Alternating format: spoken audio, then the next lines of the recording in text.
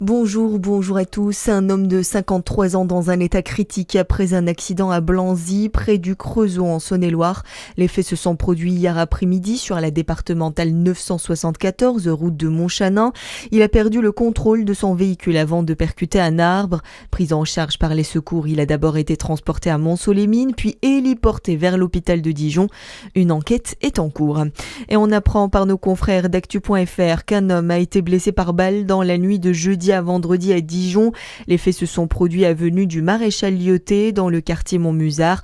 Âgé de 42 ans, l'homme a reçu une balle à la cuisse tirée depuis une voiture par au moins 2 personnes. Il a été transporté au CHU. Une enquête pour tentative de meurtre est ouverte.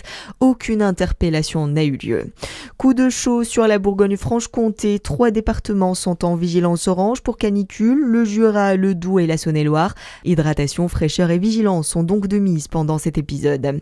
C'est l'une des conséquences de ces fortes températures. Les vendanges sont de plus en plus précoces. En Saône-et-Loire, la récolte a d'ores et déjà commencé. Ce week-end, les premiers vendangeurs étaient dans les champs du jamais vu dans la région.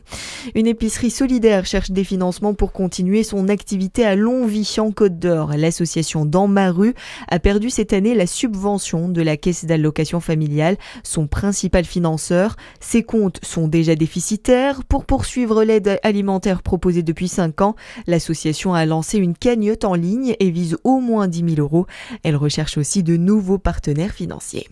Dans le reste de l'actualité, une enquête ouverte pour blessure involontaire. Un enfant de 8 ans a été brûlé au 2e degré par un jouet qui lui a éclaté au visage. Un jouet anti-stress qui contenait une substance malléable.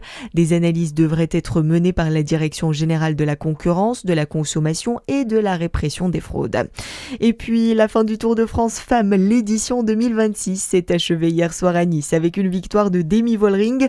La néerlandaise s'est imposée sur cette 9e étape et remporte également sa 2e grande boucle.